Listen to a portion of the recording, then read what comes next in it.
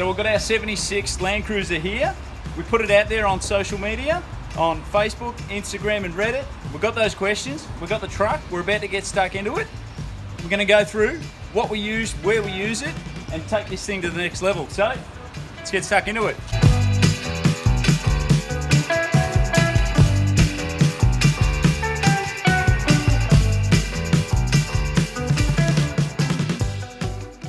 So we've got our headliner here in the 76. These are probably one of the easiest headliners to get out in a truck. The dual cab ones are split into two, but with the wagon, they've made them in one piece with the intention that you drop it and you'll be able to pull it out the rear tailgate doors. We'll just run through and show you how all these clips come off. Seatbelt there, you can see. It's just a matter of squeezing it. It's got a couple of clips, so if you flex it out, you'll be able to pop it over. And there's a 12 or 14 mil bolt that goes in it. The rest of everything else you're looking for, like this C-pillar trim, you can see it's overlapped. So we'll go ahead and we'll just pull that out and you'll see there's some Christmas tree style or plastic clips that clip in. Our grab handles up the top there, you can see they've got a blind cover on them. We'll flick those out and you'll find some screws there. Our overhead lights, just be a matter of flicking off this clear lens and you'll find a couple of screws up there. If we move to our head sun visors, and our mirror, much the same. Look for these little covers where you'll see a part line. You'll find screws underneath them. Your B-pillar, your seat belt once again. Remove any of the lower trims that look like they're overlapped first. And you'll see they've got clips. So don't be stressed if you break one. These things you can take out, you can replace them. Just got to be not too violent that you don't actually snap the housing that it's into. You can see this one is actually missing one, so we'll need to replace that. So we're about to drop our headliner. If you've got some gloves, put them on, because your grubby fingerprints are going to leave marks all over this. Now we're going to drop this down, put it to the side, walk it out the back doors. Good if you've got a mate over. You might have to give him a couple of beers, but he'll help you out, make your job easy. So we've got our roof stripped, and as you can see from factory, the manufacturers put some cotton jute or shoddy, depending where you're from in the world, up in here. Now this is not a vibration dampening mat. You tap on this roof and you can still hear that it's still tinny. This is purely an acoustic treatment for inbound sound, that when you're talking, as the sound goes through, it's going to give it a little bit of reduction in noise, and it's also going to stop a bit of heat. The fact that this is all exposed is still an issue for us.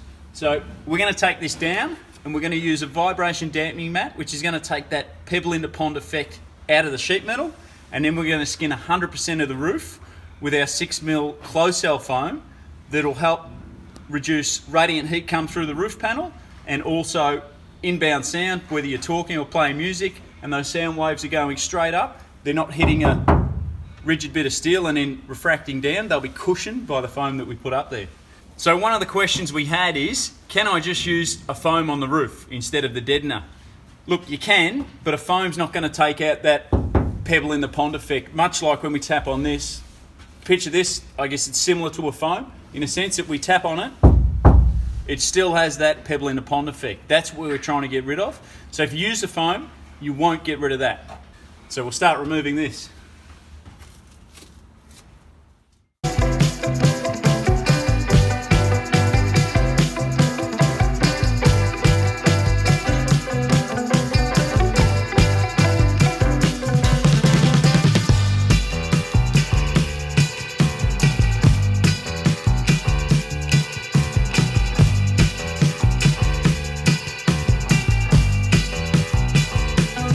So one of the main questions we got asked was, how much deadener do I need to cover my 76? What we used in here was 4 boxes in total, which is 7.2 square metres. How we break that down is, in the carpeted occupant area to that rear seat base, we used 1 box, 1.8 square metres. In the doors, we used 10 sheets. There's 12 sheets in a box. We used 10 sheets. Now take note, with the door, we've done the outer door skin. Now the outer door skin is where you're going to get the panel resonance, so that's on the exterior side of the vehicle, in past the glass. Get in there, do those. We allowed 1 box for the roof, which if this truck was slightly bigger, if we had like a GU Patrol or something like that, we would still use the same amount. We've used 4 tiles per roof bay section. We just space the tiles out a bit more.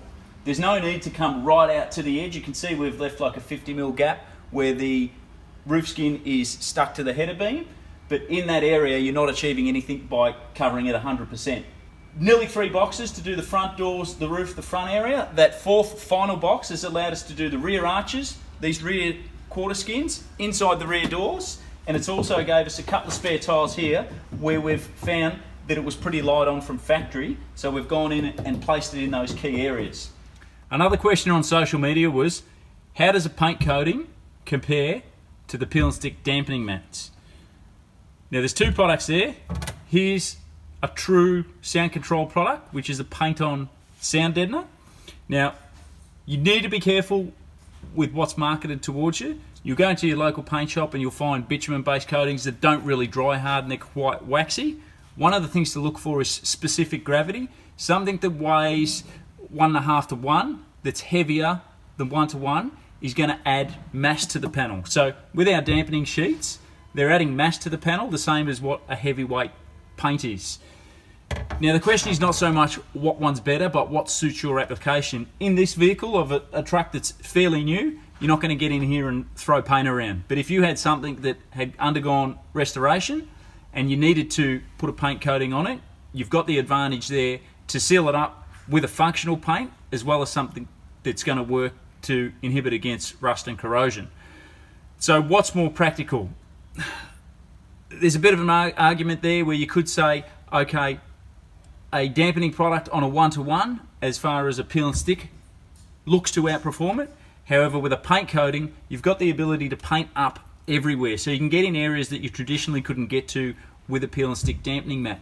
This will be favoured more towards some vehicles structures, like old vans that are single skin and very light on the inner structure frame. You can get in there and paint all those cavities, so it's a plus on those sort of vehicles. Where this late model one, it's not such a plus. So it's more of a question of what suits your application. So on our roof, you may recall we had 4 tiles per section. That covered around 80% of the roof skin. What that's done is taken out that drumming effect on the roof, that it no longer has that pebble in the pond. We also used the insulator over the top there, and that's purely for radiant temperature, stopping that heat coming through, and also inbound sound of us talking, music playing. It's no longer going through hitting a rigid surface. There's a textile face of foam there, which is going to distort and soften the sound as it comes back down. If you were just going to use the dampening mat there, you're not going to get the full advantage that the foam's going to give you as a thermal insulation layer. If we just use the foam up there, you'd still have a drumming effect. The foam is not going to work as a dampening mat, so we're using 2 materials for different applications, one to control heat, one to control panel resonance. Another question we get asked is, can I use one material throughout the car? The answer is no. There's a range of materials that are going to suit each area. For example, this rear cargo area, if we lift up what we've got here as our mass noise liner, you can see in some areas we've put the stage 1 dampening mat. Now that's purely there to stop panel resonance. And we've targeted key areas here where there is no factory dampening, and we've put it in those areas. What we've then done is used our mass noise liner, which has a decoupling foam layer and also a mass loaded vinyl, which works as a sound blanket to blanket off all those areas. Keeping in mind these rear cargo areas, much like the tray of a ute, it's got longitudinal ribs that have inherent strength.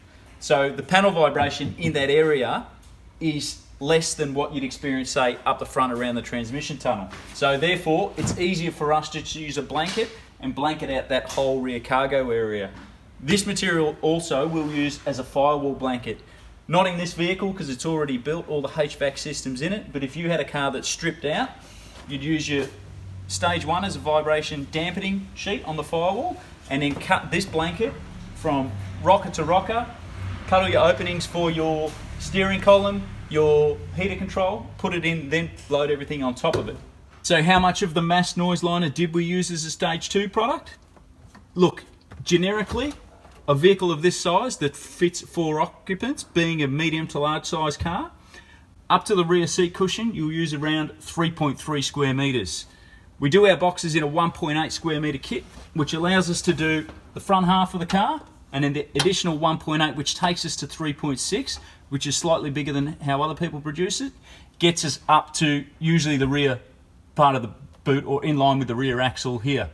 So in this car, we've allowed in this kit, in a dual cab kit, 3.75 square metres of this stage 2, which doesn't include what we've used as the 1.5 square metres in the rear cargo area as the lift out sound blanket of the mass noise liner. Yep. So what's the difference between our stage 2 products? We've got our mass noise liner light installed here, which this is a closed cell foam, which won't hold water, good thermal insulator, and it's got a 2mm mass loaded vinyl sound blanket on the top. This is removable, so we can pull it out. It'll sit here under its own weight. In some of the areas where you can see it lifting here, we can just lightly glue those areas down. Your other option is our waterproof carpet underlay, which is lighter material. 1.8 square metres of this weighs around 2 kilograms, where with the mass noise liner light being a mass loaded vinyl, it weighs around 6 kilograms for the 1.5 square metre sheet. The waterproof underlay is a peel and stick product, so it's going to be stuck down. Now you've got the choice, you can either stick that down to your floor or take your carpet out, much like the factory's fitted it where the jute underlay is glued to it. You can peel the back off this and then you can stick it straight to the back side of your carpet and have a drop in. So your choices are either a straight 10mm closed cell foam or the 6mm closed cell foam with a 2mm mass loaded vinyl, removable, stick down. So, can you just go these options and not use the stage 1 sound deadener? I suppose the question is, do I need to use both stage 1 and stage 2? I definitely use stage 2.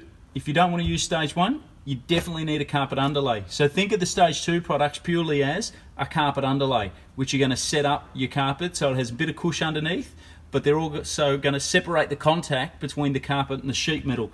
They're essential. The stage 1, purely vibration dampening with some benefits of heat insulation, purely by the fact that there's a layer of aluminium, which is going to work as a radiant heat barrier.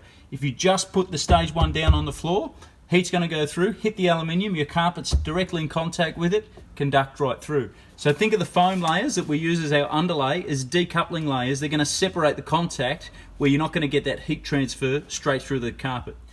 Can you use these materials on the exterior side of the car? There are some areas where you can, but you need to consider, is it going to be exposed to UV, direct sunlight? None of the products are going to like that. Is it going to be exposed to heat? A lot of people, there's a misconception with a vibration dampening mat, because it's got silver aluminium, that they can use it as a heat shield. It's not a heat shield. We have heat shield products which are manufactured out of different materials, which are engineered and tested to be on the underside of the vehicle. Your foams, they've got a level of durability, but keep in mind you always put a carpet over the top, which gives you the durability that the product needs. So in short, no. The vibration dampening mat can be used under a bonnet, but typically you'd want to cover it up so it's got an insulation pad over it just to protect it. Can you use the mass loaded vinyl vertical or inverted on a roof surface? Look, you can, but it takes a little bit more to engineer and make sure it sits there. Because of the weight of it, usually on a firewall you can get away because you'll have a cutout around the transmission tunnel. It'll sit there and you can pick up on some factory pins. But trying to put it in your door trim, it makes it a little bit more challenging. You've got the weight. You probably want to mechanically try and fasten it with some screws or bolts. Trying to put it inverted, I have had customers that have used it under their bonnet, but it is heavy. So keep in mind, if you're going to add weight to your bonnet, if you've got gas struts, they're not going to keep up with it. You're going to have to increase those. You're going to be challenged with the weight. In short, we dominantly use it horizontal in floor pans and firewalls, and then we switch to the lighter weight foam products on your vertical and inverted surfaces like we've got here on your roof.